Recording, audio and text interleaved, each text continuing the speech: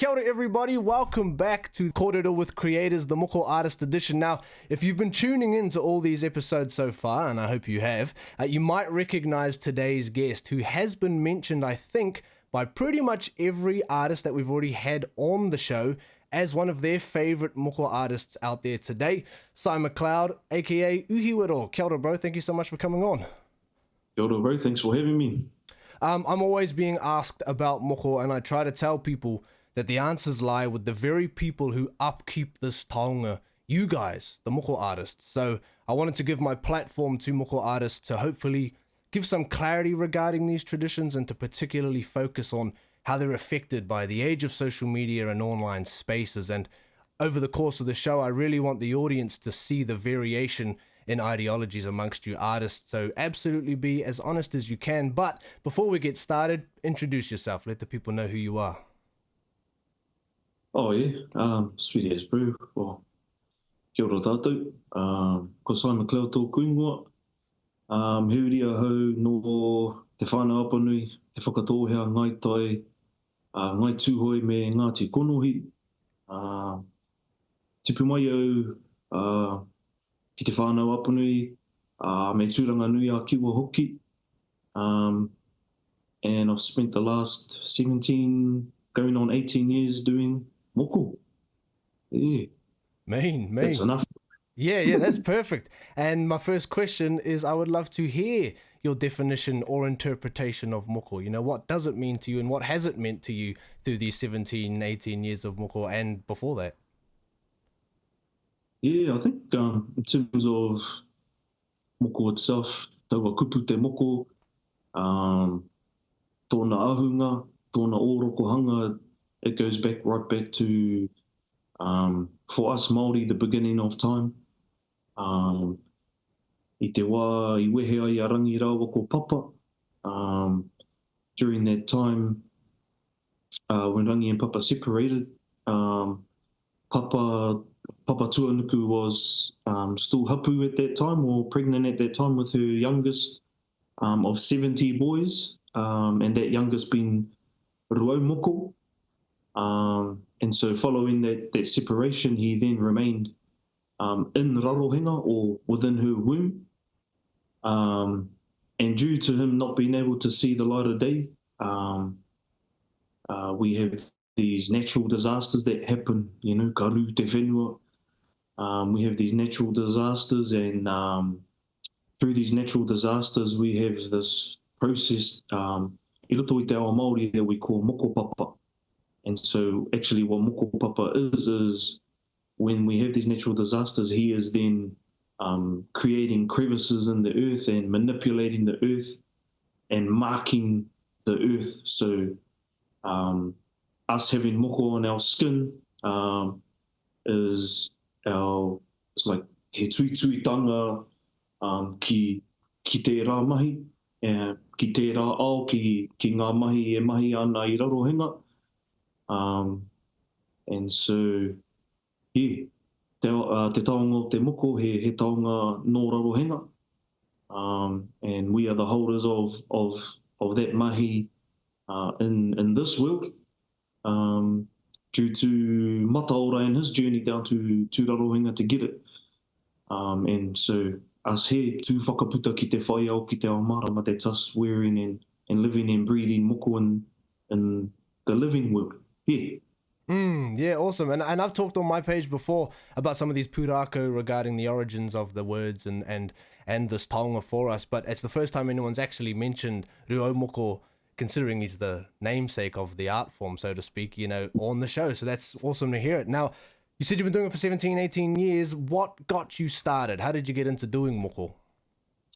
It was actually when I moved to Gisborne, bro. So growing up in Te Kaha, there wasn't a hell of a lot of Moko being worn at that time. I can only recall maybe a couple of faces during the time when I was a kid being worn down there, and a couple of kauai, and I knew of a couple of uncles that had their shoulders done, and that was all the exposure to Moko I had as a young fella. And then when I moved to Gisborne, I became mates with this fella, Tame Crawford from Taulaga Bay. and we were 14 at the time, and he turned up to Kura after one of our school holidays, and he had a Right. moko. And so, like, this is 2002, so moko was not super booming at that time, so it was Mm-hmm. mind-blowing, bro, seeing this fellow wearing moko. Um, and his uncle was Ma Kopua. Ah. Yeah. So that was sort of my first exposure to it, and you know, you sometimes you have these things pop up in life, whatever they may be, and you get drawn to them. And yeah, I was just drawn to it straight away. Just I had always been interested in art and drawing, and spent my childhood growing up copying the design work that's on our whare and things like that. And then was when I moved to Gisborne, that yeah, I got exposed to moko.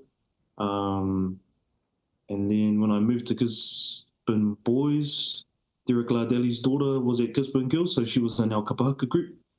And then that was sort of the first time that it wasn't the first time we connected, but it was sort of the first time that a bit of a relationship was built there. And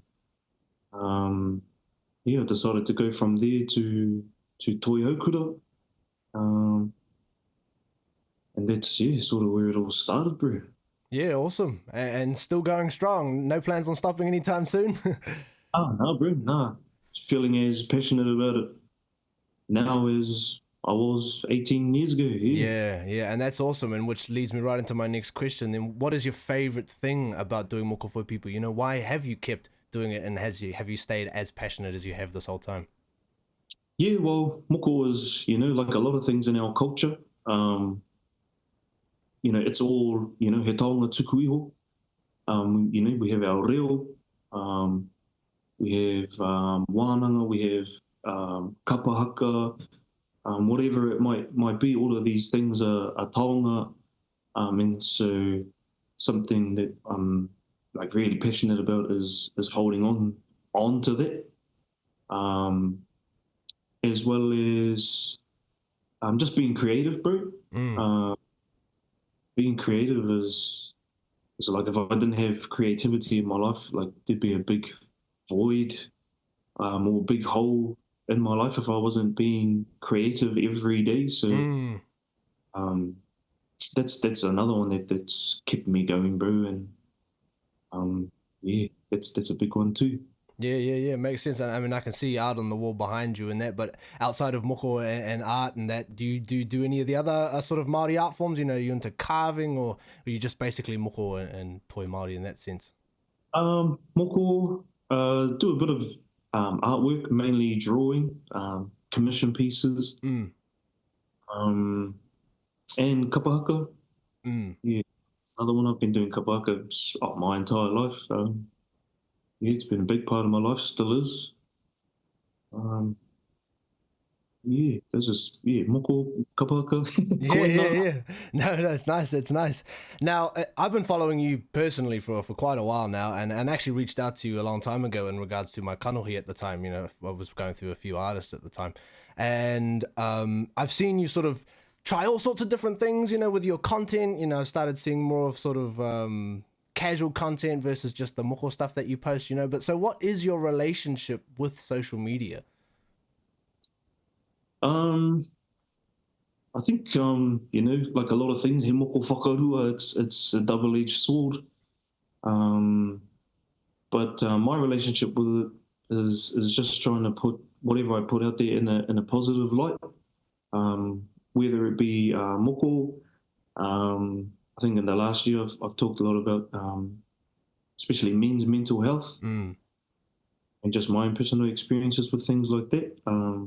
But doing it all in a either a funny way or you know, making fun of myself, or when it comes to moko, just putting moko in a good positive light. There's some things we can't help. Um, we can't help what others are going to think, or Mm. you know, some of the racist comments that you might get sometimes. But you know, me haere tonu. And I know a lot of my bros get a bit iffy about the copycats and Mm. like that. I know that's sort of where they really think it's the double-edged sword, and it's a little bit funny, you know, like like I've been around a few sort of younger fellas that are starting doing moko. They've been doing moko for maybe a year or two.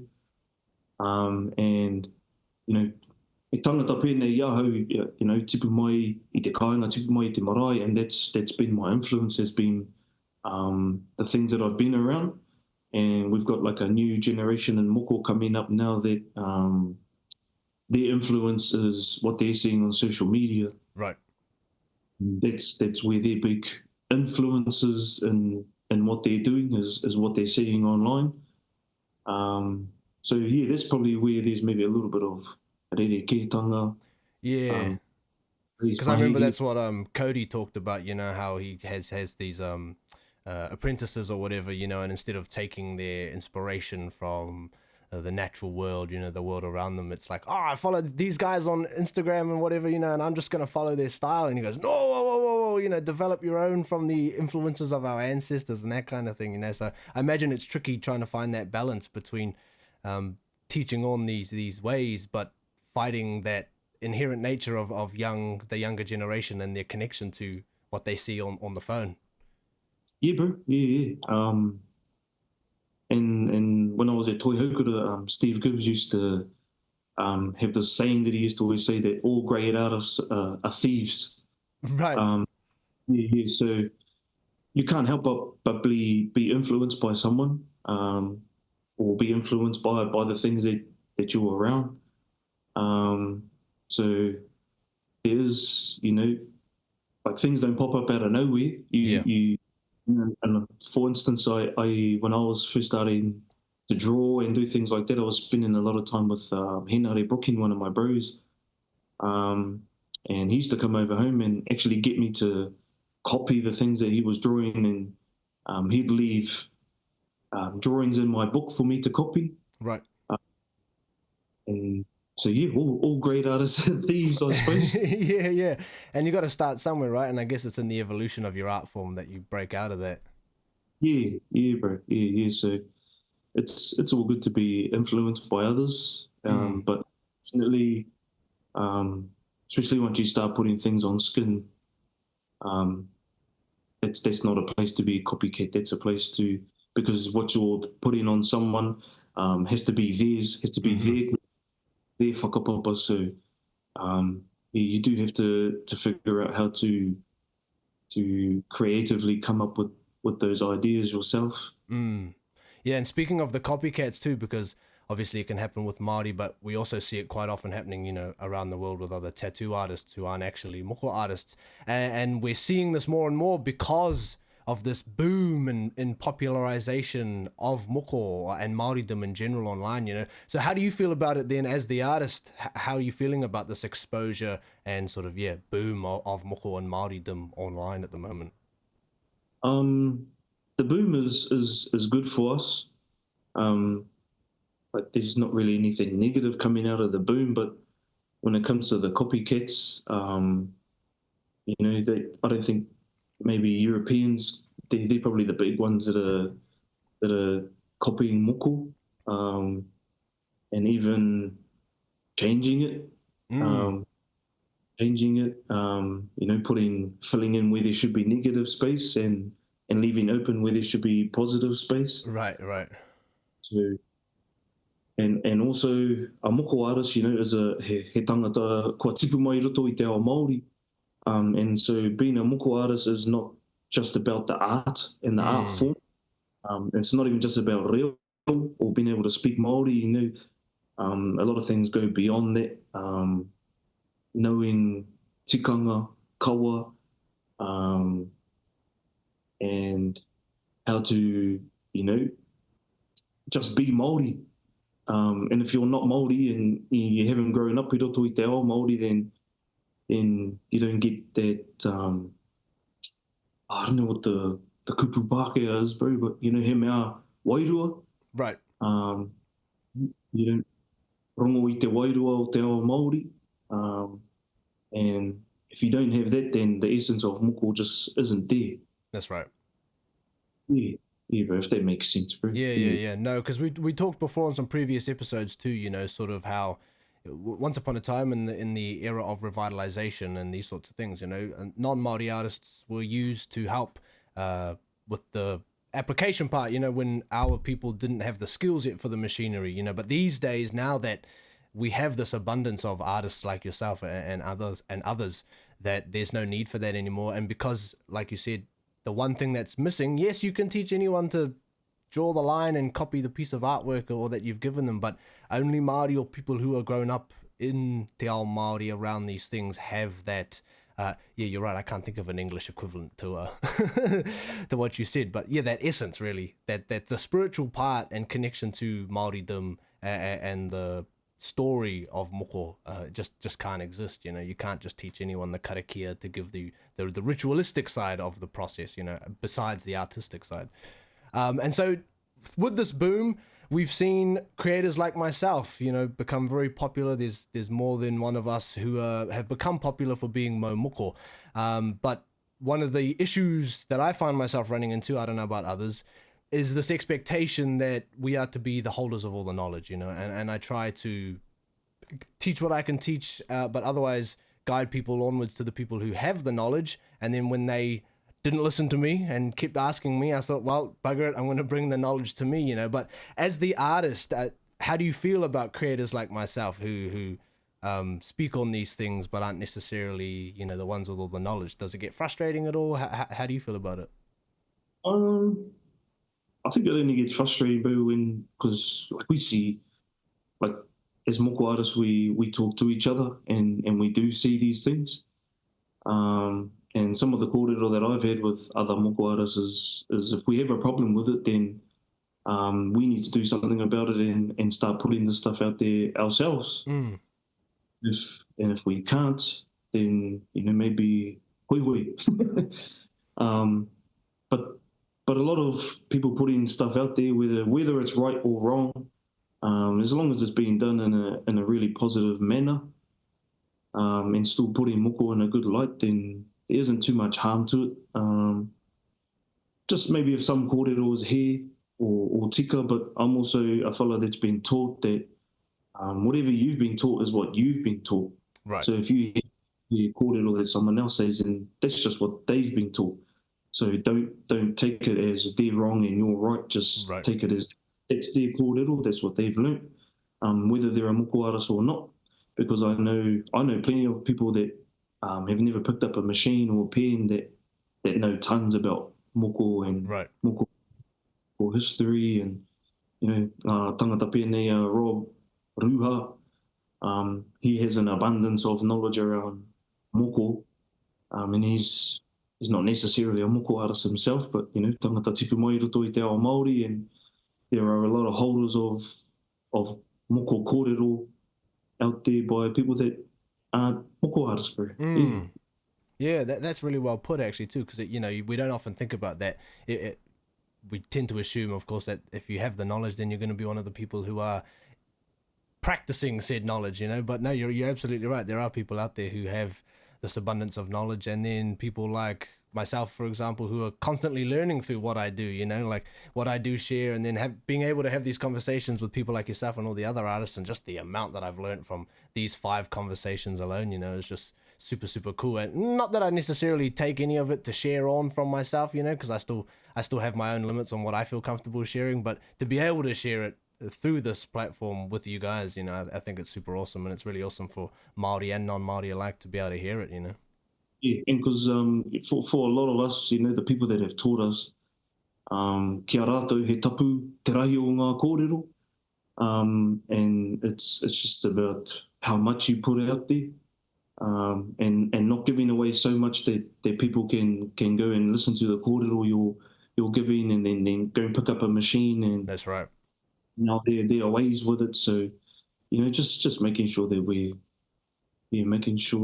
putting the right kōrero out there and not too much, because taught us, they put the hard yards in for us to be able to prosper from moko, and for moko to prosper, and so making sure that we still hold a lot of their kōrero tapu and to ourselves as well, passing it on to not so much those who are worthy, but those that we know that are going to hold on to those taonga in the right way as well. Yeah, absolutely.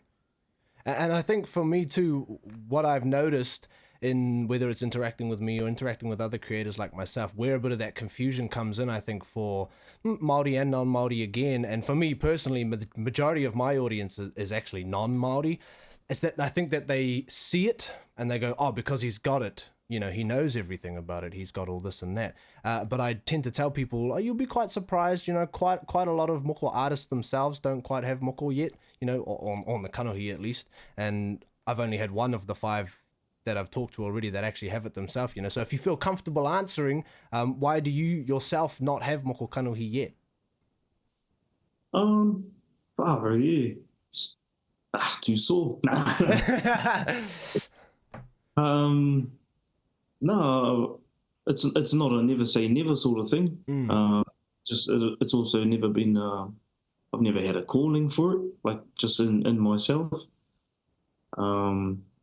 And I've actually had this discussion a lot recently, bro, and especially with a lot of my other bros. I don't like to attract attention, bro, and that's both positive and negative. So I don't enjoy confrontation, and I'm pretty shy fella, so I don't think I'd enjoy people coming up to me and saying, "Oh, you have a beautiful moko on your face," or having to want to actually talk about it, because I have some pretty bad social issues, bro. Tangata whakamā, and that's sort of been at the forefront of why I don't wear moko kanohi myself, is just not wanting the attention, bro. Whether it's good or bad attention, just not wanting it, bro. Yeah, no, that's cool. That's cool, and I just really, what I've liked about this question in particular over the past few conversations is how different everyone's reason is. Everyone's reason is different, and that's kind of what I want the listeners to realize is we don't just go get it for any same specific reason. Everybody's reason, everybody's moment, everybody's journey is completely unique, and that is no different for the artist themselves. People who literally give us moko aren't always in the same journey as the people that they're giving it to, so I think that's really, really cool. Now, to wrap up this section, do you think more Māori should have moko? More? Jeez. Oh, that's a hard one, bro. Yeah? Nah. I don't know, bro. I think we've come to a place now where it's becoming a lot more normal. Like I was saying before at the start, bro, when I was growing up, no one down home had moko, and if you travel down to Te Whānau Apanui and cruise around the coast, it's spot the person without one. Right. Yeah, bro. So I think maybe it's running its course at the moment. There's plenty of people wearing moko, and still plenty of people wanting moko. Yeah. No, perfect. Just keep it on the same trajectory, as all things are looking pretty good. But yeah, it's just normal now, and that's what the fellas that have gone before my particular generation doing moko, what they fought for is to have moko being normalized, and we're getting there. Not quite there, but you still get the odd person who comes in and they have to have their moko cut off at a certain area because of their mahi and things like that. But we're getting there, yeah. Yeah, awesome. Well, anyway, that's the first half pretty much done. So I wanted a portion of these episodes to be dedicated to the questions that I'm always, constantly being asked by my viewers and followers, and hopefully over the course of the series, that they'll be able to see how much or how little variation there can be in the respective answers, and hopefully, and more importantly, to break down some of the common misunderstandings that we see over and over again surrounding things like moko. Your answers can be as simple as yes or no, or as in depth as you feel like it, but I would say the one caveat would be to think about answering them as if you were answering someone who was approaching you as a client. That just helps, so you don't have to preface before every answer like, oh, this is just my opinion, because that ends up happening. So if I was approaching you and I asked you this question, what answer would you give them? And the first question is moko only for Māori? is moko only for Māori? Moko and its essence, yeah. But there is a place for non-Māori to receive moko. And I've heard other artists say that they don't believe in the word kirituhi. Mm-hmm. And yeah, kei te pai tēnā, that's each to their own. But we have some origins of the word kirituhi i te tai rāwhiti. Some Pākehā settlers that married into our whānau, i ngā wā o mua. We're talking tipuna times here. Mm-hmm. Receiving moko after they've married into our hapu. And the word that was given to those particular types of moko was kirituhi. Right. Yeah. So much older than the more commonly sort of accepted origins of that word, you know? Yeah, I think a lot of people do assume that it's a newly made up word, but yeah, down home, it's not, yeah. And back then, do you know whether these people, it was moko neck down, or did that include kanohi as well? Yeah, no, it was facial, bro. Yeah, so especially once they whai uri Māori, once they've had Māori children and they've then made a connection to our whenua, there's an umbilical tie between us and our land, and when your child is born and, you go and give your whenua back to the whenua. And so if a Pākehā person had a child with one of our Māori tipuna, and then they have that umbilical cord, that umbilical tie to the mother, their child has toto Māori, and then when that whenua is returned to our whenua, they now have an umbilical tie to our culture. So that's where they were given a place of being able to receive moko or kirituhi. Yeah. Oh, that's awesome. That's cool. That's a cool story. Now, I always refer to it as moko personally, but that causes a lot of confusion amongst predominantly Māori. This question comes from regarding the terminology, tā moko or both. In your opinion, what's the correct terminology? What's the origins of the words? Yeah, I think moko is what it is. If you wear moko, he tangata mau moko. And tā moko is the process. Tā is the actual process of using kōrero and whakapapa and creating a visual narrative on somebody. So that is what tā is.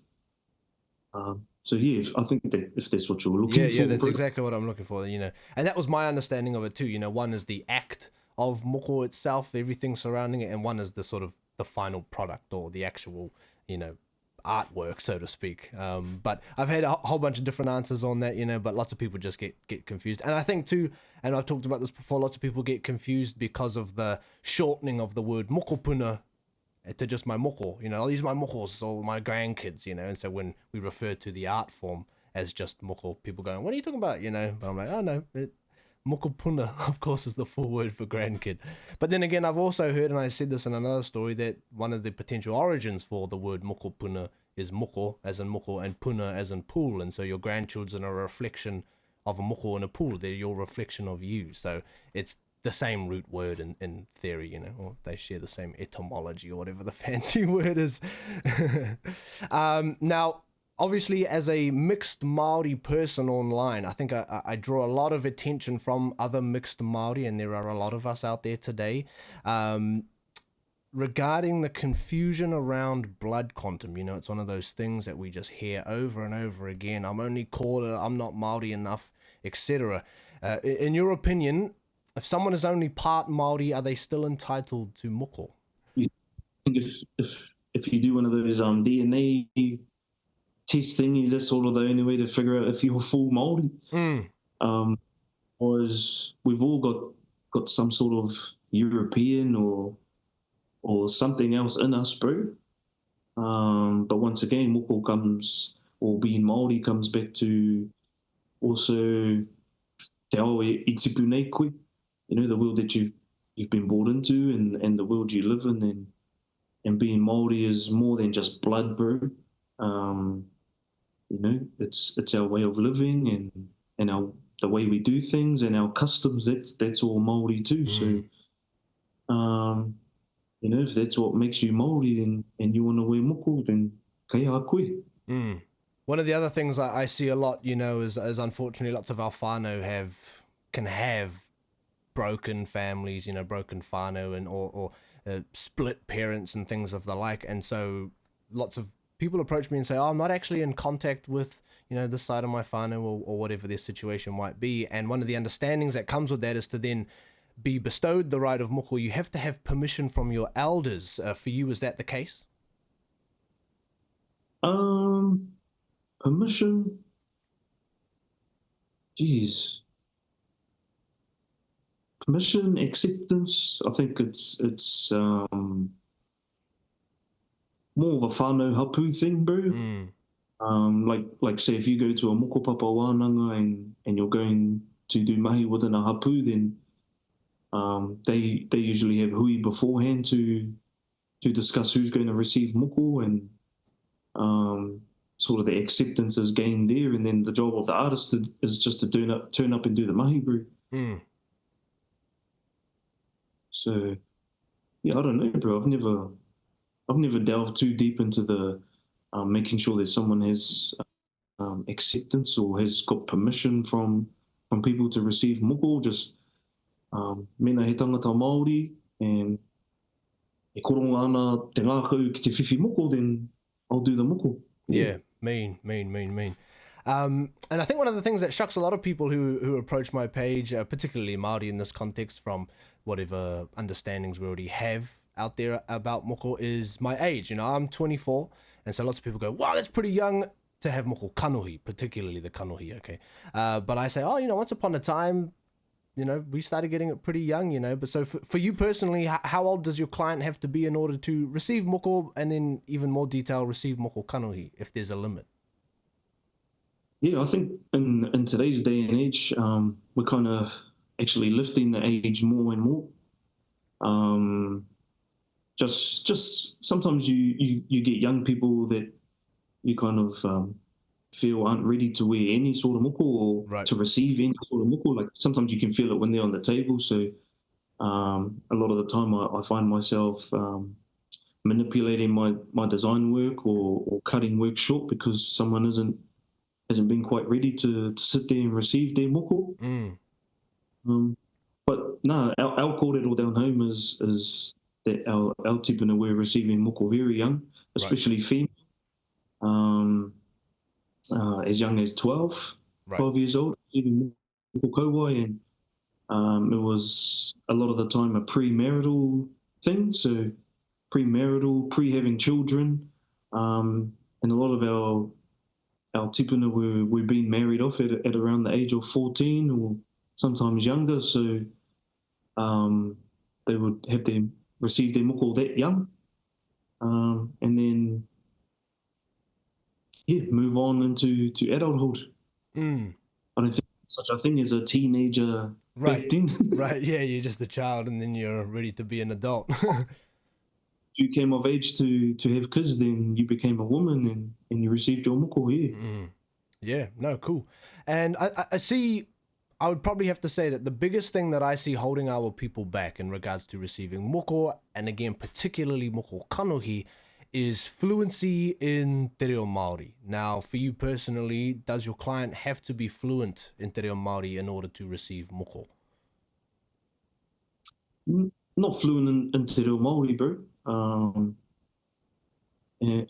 For me personally, what I've been taught, bro, is moko has its own reo. You know, he reo tō te moko. And as long as the person receiving moko has an understanding of who they are, then I don't ever really have issues with people receiving moko kanohi. If they're ready to receive it, they have their calling, and if they're comfortable within themselves within their own skin of who they are, then those are usually the people that I do the mahi on. But I do know there are some moko artists out there that prefer to do moko on people that can speak Māori. Mm. Yeah, I think it's just a personal preference thing. Yeah, Bro, absolutely, absolutely. Now you mentioned at the beginning off camera, but that you're just settling into a new studio, and you've predominantly been doing moko prior to that, in your home or in a personal space. And one of the things I see often is this understanding that moko has to be done at a marae, but obviously, as someone who works in a studio and from home, it's not always the case, is it? Yeah, nah, it's not always the case, bro. I haven't done moko at a marae in a long time, bro. Mm.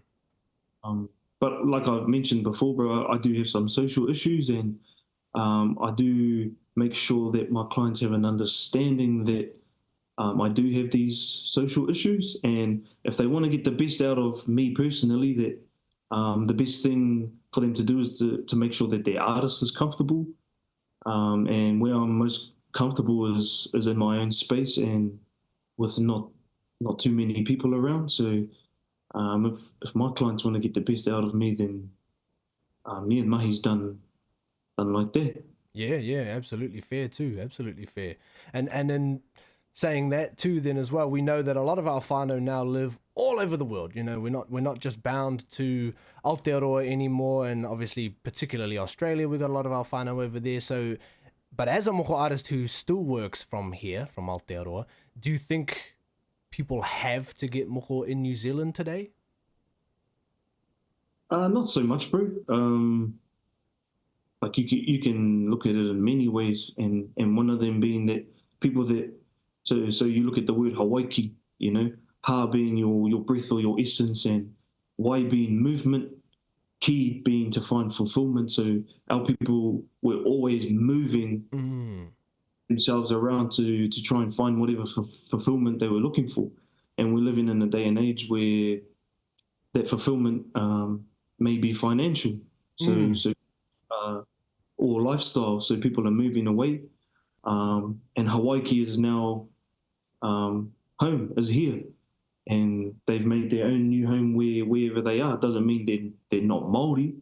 It just they're Hawaii.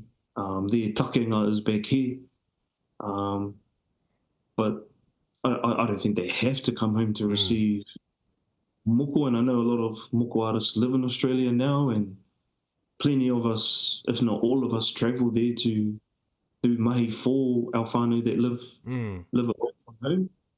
Yeah. Yeah, which is awesome, and I just want those Māori that might be listening in and do live abroad, that if that is something that is inhibiting you, so to speak, you could think about it. Of course, if you want to come home, absolutely make the time and effort to come home. But if it's holding you back, it's not absolutely necessary. Like the bro said, he travels.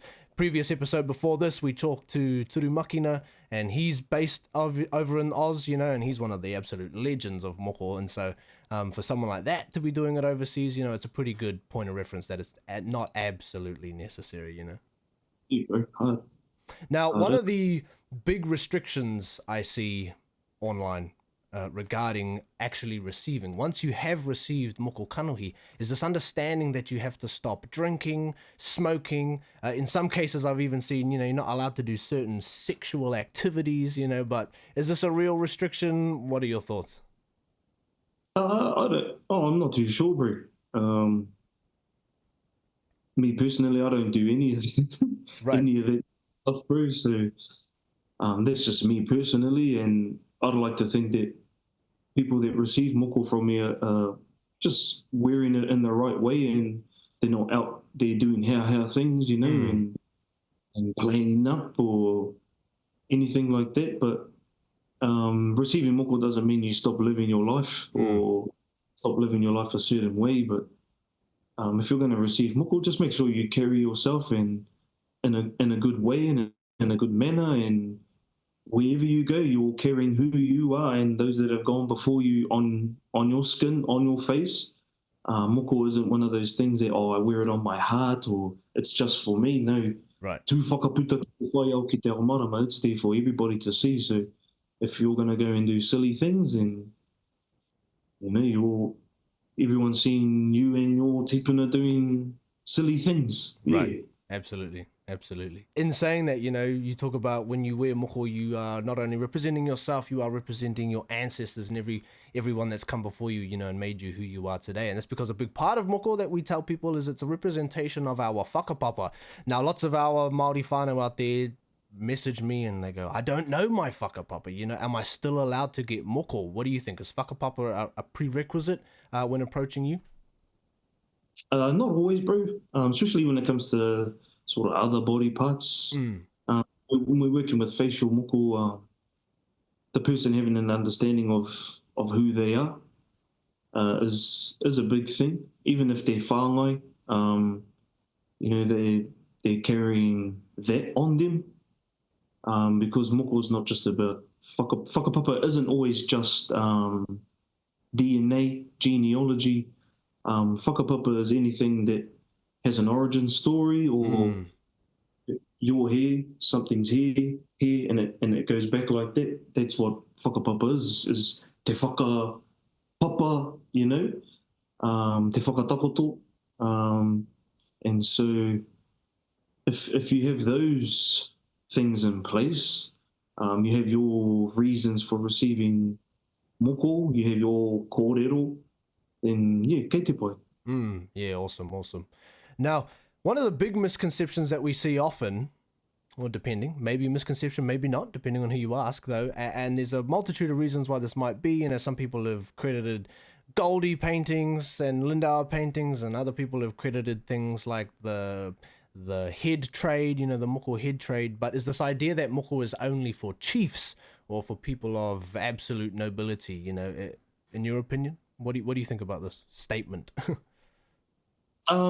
Yeah, no, it wasn't always, bro. It wasn't always for chiefs. But, you know, once again, this is just what I've been taught, bro, is the certain amount of moko that you had done, especially when it came to moko kanohi, would tell a story of where you sit in your own hapu or within your own iwi.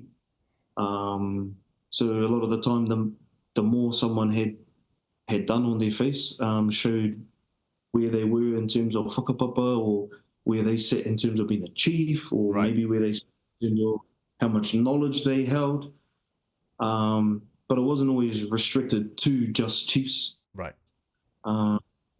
We also have some kōrero that a lot of moko, especially for apprentices during the time of our tipuna, were done on, you know, slaves. Yes.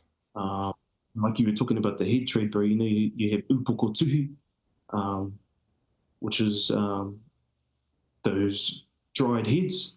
Then you also have moko mokai, which is the moko that was done on slaves. So everybody had their place even within receiving moko. Yes. You were a mokai, if you were a pet or a slave, then you were used to practice on. Yeah, and I think one of the things that leads to that, you know, is this idea that it's ways to word it, but like that it's one piece, you know, but it's, I always sort of say, the faces, it's sectional, you know, there's areas, there's places for certain designs and different representations, you know, and so yes, in a full finished face that we might see on some of our tupuna of old, you know, it does represent that nobility, that status they have as a rangatira or, you know, these people of status, but it doesn't always mean that it was only for said people, you know, maybe that final stage meant that they had reached that echelon, but, you know, maybe someone like myself who's just got the bottom half, that tapawaha area, you know, that's the early beginnings of it, you know, and you don't necessarily have to be in these certain areas and get it all done at once, you know. It's a lifelong, can be a lifelong journey and process, you know. Even today, when it can take you only a couple of days to whip it up with a modern machine, it can still be a lifelong process. You go harder, and you know, you can go and get a doctorate in 7 years or whatever it is, but i roto i te awa Māori to become a high enough chief or tohunga within your people, that can take a lifetime. That's right. And I think that's also what leads into what I asked earlier about that misunderstanding that you have to be old, you know. It's because all these depictions and paintings of these famous rangatira who had the full face covered were old by that point, you know, but it's because it took them that life to get there, but they didn't get it all done all of a sudden when they were 70 years old, you know. Yeah. Now, we've talked on the show before about how once upon a time our tupuna, the artists, you know, they traveled. You know, not every single iwi had their own dedicated artist for giving people moko, you know, but I guess maybe in today's time, because there is an abundance of artists out there, you know, and it's like seems to be ever growing, people have this idea that their moko artist has to be from the same iwi, but do you agree? Nah, you tika o kōrero, bro. Our tipuna did travel to do moko, and, you know, we have plenty of kōrero of tangata pēnei a Tame Poata. You know, he was sort of during that last generation of tohunga tawhito i roto i te ao moko, and he travelled a lot. Most of his moko was done travelling. And also, you know, people used to travel to receive moko. You know, down in Te Whanapanui, we had a place at Hāparapara where a lot of moko was done, and there's a lot of kōrero around. A lot of Ngāti Porou tipuna coming over to the Hāparapara to have their moko done. So, yeah, not necessarily, but if you have a connection with an artist, that may be the person you want to go to, or we do live in a day and age of aesthetics, so sometimes you look at an artist mahi and you love the aesthetic of their mahi, and you go to that artist. Sometimes the aesthetic is not enough, and, you know, your artist maybe lives a certain way, and you want to receive moko from an artist that's living their life a certain way as well. Oh man, this kōrero could go on. Yeah. You know, but as it is, you're right. It's about that sort of finding that balance between person that you resonate with, you know, that you actually vibe with, because you're right, it's important, particularly when it comes to the kanohi as well. You know, that's lifelong on your face. You want to both be happy with the visual outcome, and so to speak, you know, but also be comfortable around your artist. You know, I had a question once that said, I feel like I have to get it done from someone in my iwi, you know, but that specific artist, they're known to be abusers of partners, or, you know, things like this that they didn't really resonate with, and this particular person was a woman, you know, so they felt uncomfortable, but they were like, they're the only one in my iwi, you know, it's stopping me from getting moko. And we're just trying to let people know, you know, it's not an absolute restriction, you know. If you don't vibe, then find the person you vibe with and go from there, you know. 100%, bro. Yeah. Now, this is probably, outside of the is moko only for Māori, this would be my most popular question, and it's the question that causes the most discourse amongst Māori, amongst non-Māori, but it's been really, really interesting seeing what the answers have been from people like yourself. And now that is your kaupapa when approaching moko kanohi for trans or non-binary people, you know, our Māori whānau who fit those categories, particularly, of course, regarding moko kanohi because of its usually associated gender restrictions or gender specific designs. You know, how do you approach that if you've had to approach it? Yeah, my approach, bro, is I just stay away from it. And I like we live in a day and age of being accepting of people and the way that they want to live their lives and who they are and who they feel they are. And I'm all about supporting people that, if, you know, they're not living in the skin or in the body that they feel that they are, that they go and live the way that they want to live. But I have had times in the past where I've been asked to do this sort of mahi, and like I said earlier, bro, I don't like sort of getting that sort of attention, bro. Yep. I just stay away from it, bro, myself. You know, mina he tāne koe and you want to receive moko kanohi, mata ora, then I'll do the mahi. And if you're female and you want to receive moko kaua, then I'll do that mahi. Otherwise, I just stay away from it, bro. I just keep it simple and don't get caught up in any of the politics of it or any of that sort of stuff, bro. Yeah. Yeah, no, and it's been interesting seeing, you know, I would say the the younger artists like yourself and other people that I've talked to, where they don't quite feel like they're comfortable enough yet to be the one to make those stamps. But then I talked to someone like Turu Makina who's been doing it for a long time, and he's like, oh yeah, I've done it before, because who's going to question someone like that? No one's going to challenge someone with a mana in te ao moko like that, and so they're much more comfortable to make those evolutions, make those pushes for an art form that we're ultimately still trying to revive as well. It's like people say, oh well, back in the day, whatever, and we go, well, we're not back in the day anymore. Lots of our Maori whānau are still not comfortable getting moko, whatever they identify as, and that same concept applies to that question of, is moko only for Maori? Where we go, oh well, back in the day we gave non-Maori moko, and moko kanohi and things of the like, but people are so protective of it today because it was nearly lost, and we're maybe not quite in the place to be bringing certain things back or pushing it to the amount that we may have in history, so it's been interesting hearing how people approach that question. Yeah, super. I've also heard of people, well, other moko artists doing mahi on trans people, and them saying that particular person's whānau have accepted who they are, and then they've been comfortable to do the mahi. And I think a lot of where some of the issues have sort of kicked up is when there have been maybe someone of a certain gender living the gender that they are, but receiving moko of the other gender. Right. Those are sort of the main issues where we've seen things like this pop up, bro. Yeah. Right. Now, this one's been one of my favorite questions. It's a little bit more lighthearted, but like I mentioned at the beginning, you have showed up on every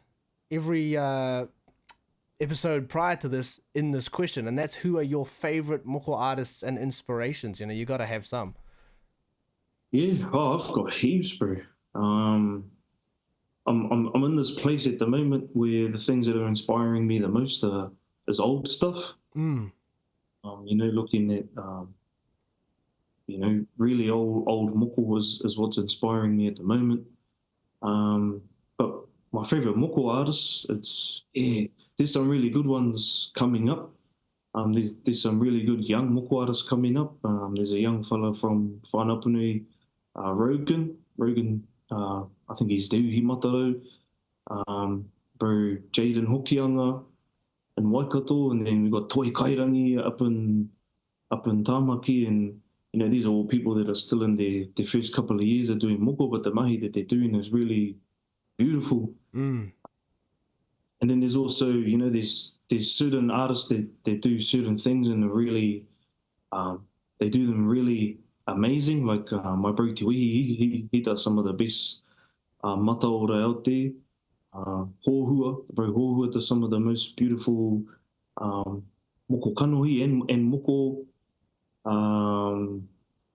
My bro Te Haunui Tuna, he does beautiful mahi. Tāwhanga Rika, he's done some of my most recent moko. But then I also still look up to the fellas that have taught me, Mark Kopua and Derek. Those two fellas still influence me heavily every day in my everyday life when it comes to moko, and they're still my favorite moko artists. But also, probably my top is probably Henare Booking. Oira, if you want to find him on Instagram. Yeah. He showed up in a few lists as well. Yeah, he's top notch, bro. Yeah, awesome. And you mentioned there, at the moment you're being inspired by old moko, moko from a time gone by. But what I've been curious to see from these artists is, what about evolving the art form? Because of course we've got new machinery, modern technology and modern tools that allow us to, increase the fidelity of the art form itself, and, evolution of things like Manawa Tapu, who does the kind of paniko geometric style of stuff that's really evolving, in that way. How do you, approach evolving the art form, if you approach it, or do you like to kind of stay in your roots in regards to the design?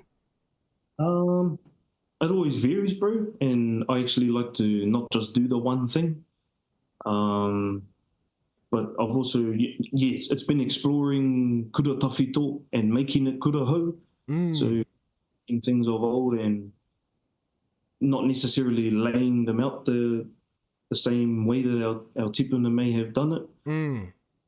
And moko has evolved into, I had this discussion with Derek when I was at Toi Hukura, that moko has become more of a thing that the word he gave for it was tuhi whakairo.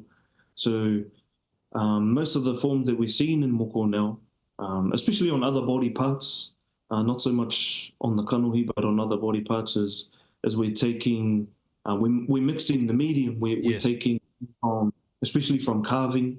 A lot of the design work that's in moko now is actually carving.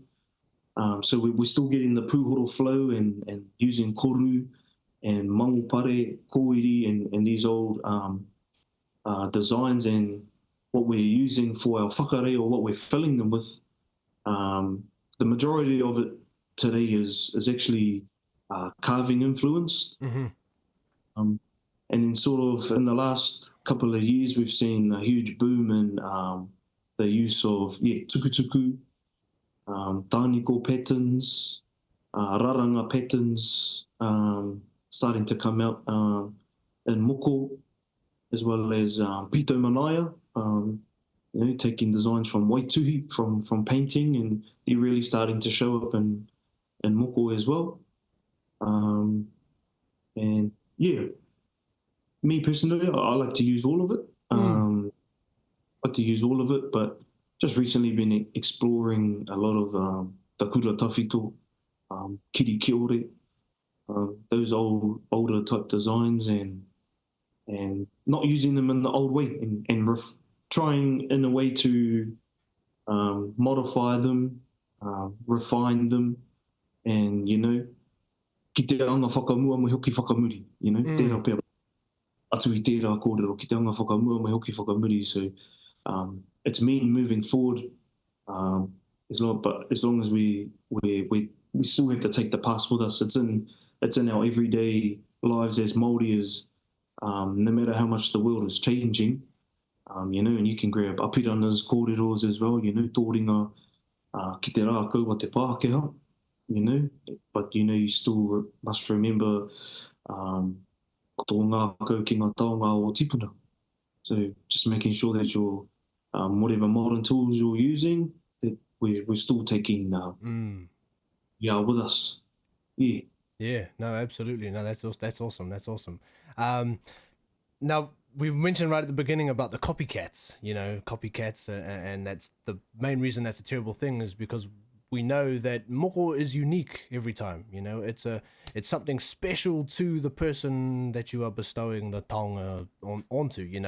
Now, lots of people are very curious. Well, if it's unique every time, and not always the case, but that means, no stencils, freehand. People are very curious about what actually goes into the process on the day, from the perspective of the artist. How do you whip it up on the day, a beautifully unique design every time?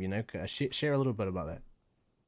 Yeah, well, me personally, I'm freehander,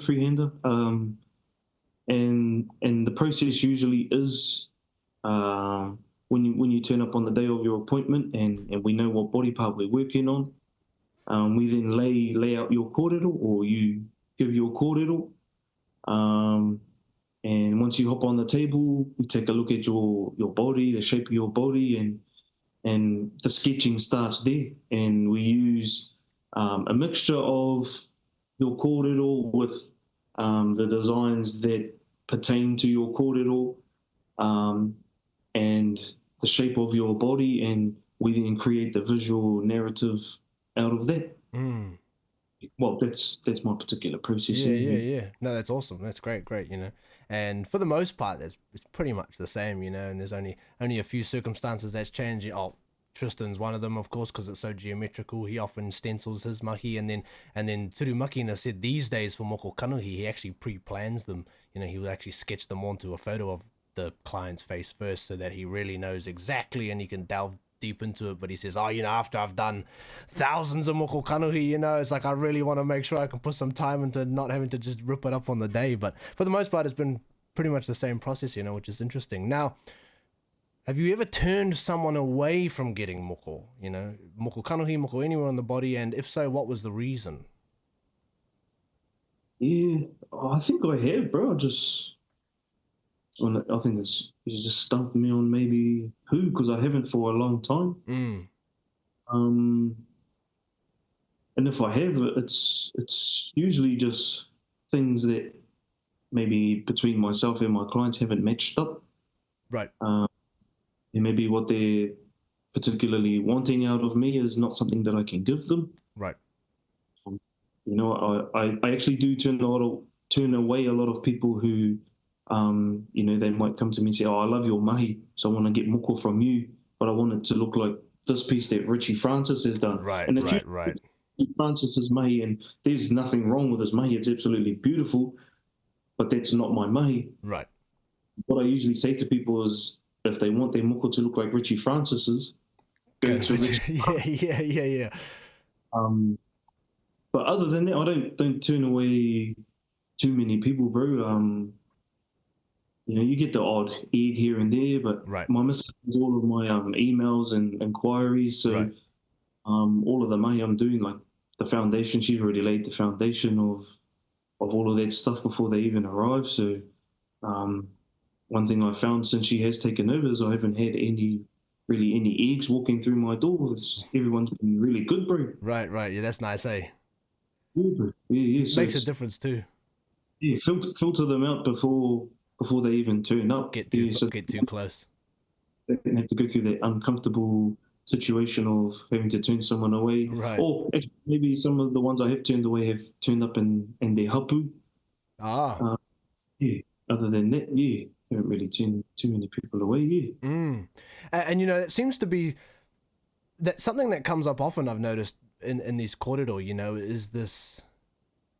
And I don't know where this comes from. I don't know if it's just trying to save on budget, you know, trying to save on travel costs, but it is lots of the artists, they get approached by people to then they go, oh, I want you to make it look like the other artist, you know, but they're like, maybe it's because they live closer, because they think it's cheaper. Maybe it's because they think they're from the same iwi or whatever reason, you know. And I always say there's so much more in moko than just the actual getting it done, you know. Like you said, there's your style. If you line up, you know, if you look at even just the 5 people that I've talked to on the show already, this is for people listening, go and look, you know, at the Instagrams that I've tagged and look at the mahi. It looks different, you know, each unique style. Like Te Honui did my arms, and I can pick Te Honui's mahi out from a mile away, you know, like it's unique. You can see it. Manawa tapu, obviously geometric. But so you go to those people and people do the same back to me. They recognize, they go, oh, did Te Honui do your arms? You know, you go, yeah, he did, you know.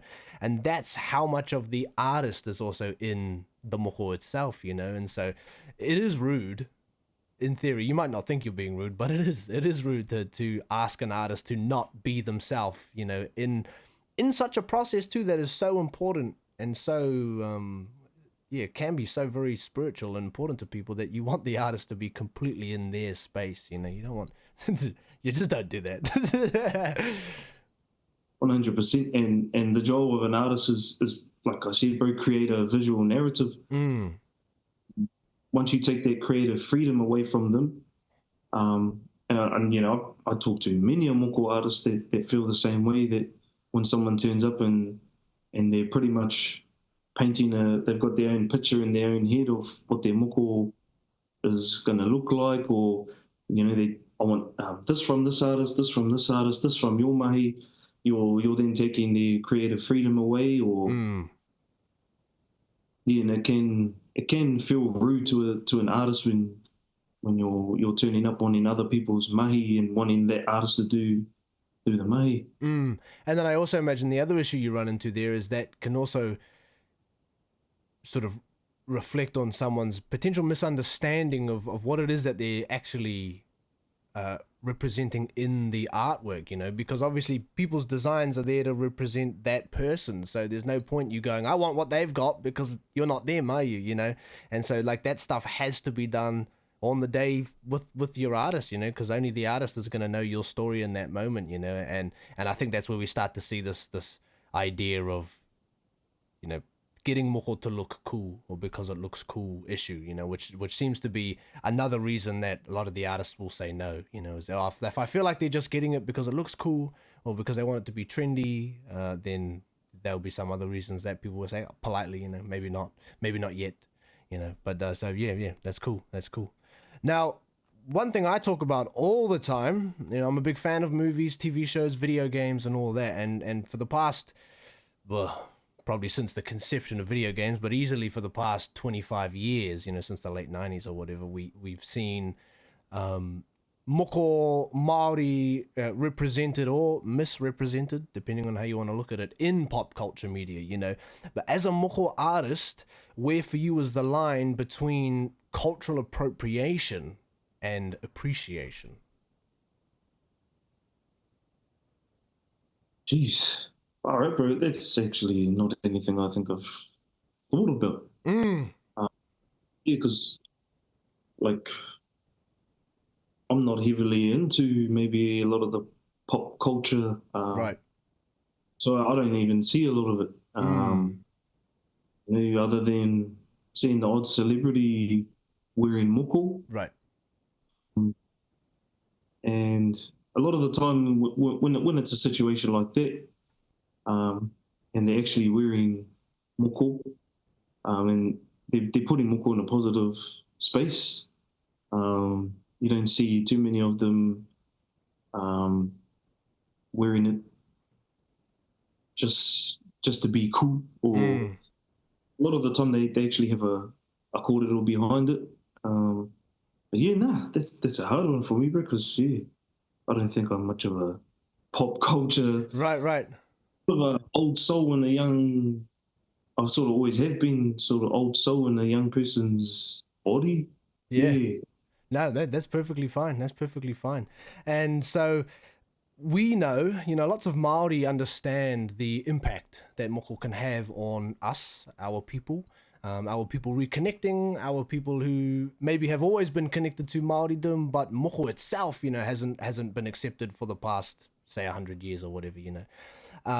But when we see how powerful and impactful it can be for Māori, particularly on social media, it's normally in regards to the person receiving it. You know, it's the video of the recipient having the haka performed for them, they're crying, you know, lots of tears, there's lots of emotion going on. But lots of people are curious, if you've spent 17, 18 years doing this for people, how spiritual is it for you, and has that impact ever faded, or does it fade with time? Does it fade with placement? You know, a certain place is more significant than others for you? For me,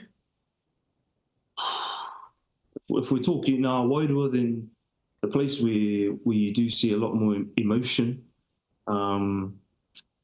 is either mataora or moko kauai, because it's kind of, for a lot of people, it's the ultimate thing you can do to represent who you are, as you know, have that put on your face.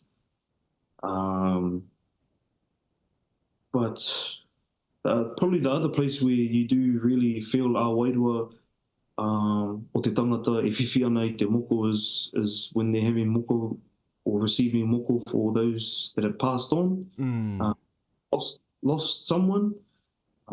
Those are usually the places where you really you feel that person's what they've been through, and the emotional state that they're in, and they've come to moko to find a healing sometimes, or something like that.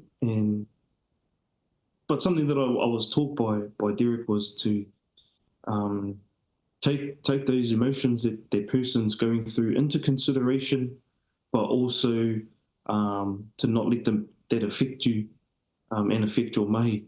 So you know why you're doing it. You know the emotions that people are going through when they're receiving their moko, whether it's for a mate or not, whether they're receiving moko kanohi and it's emotional for them and for their people. You just try to remove yourself from the emotional state, and just otherwise it can affect your mahi. Yeah. Yeah, no, absolutely. And I think for me personally, this has been one really interesting thing to kind of learn from, because nearly every artist has said the same thing. You know, go, oh, yeah, obviously the kanuhi in these places are very significant for people, but in other times, you know, it could be something tiny, but it's about what it's for. You know, what they've come in to receive it for that can be the heaviest.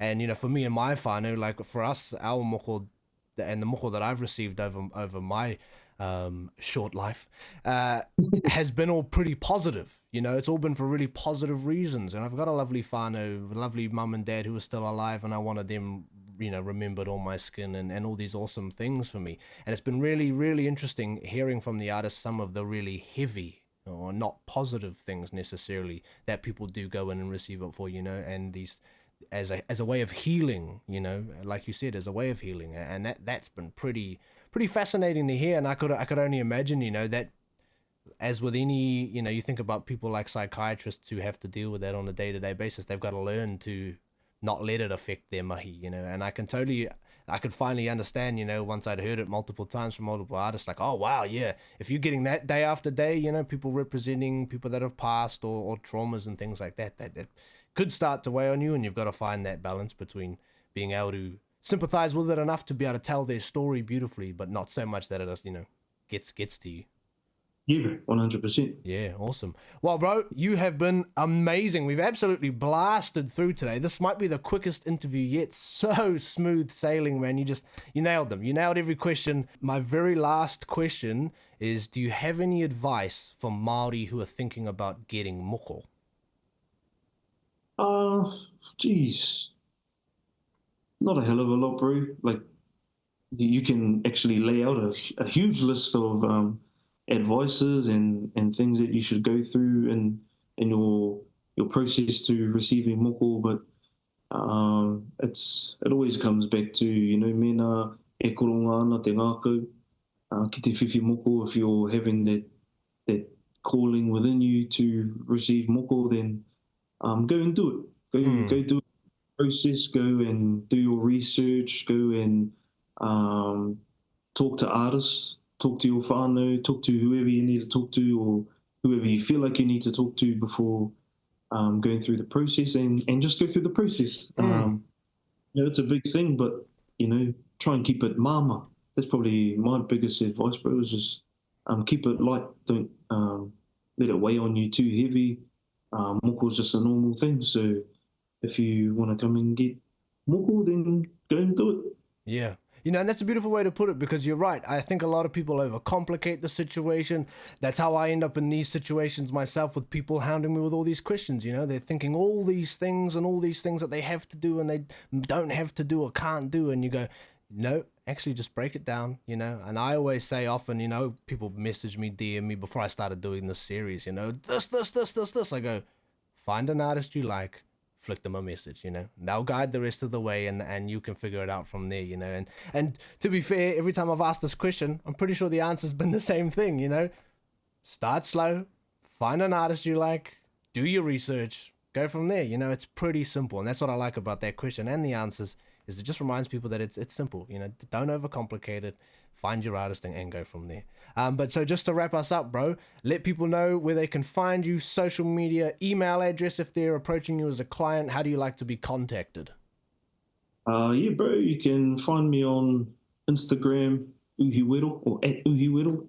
Facebook, I think it's still Uhiwero, Uhitaya.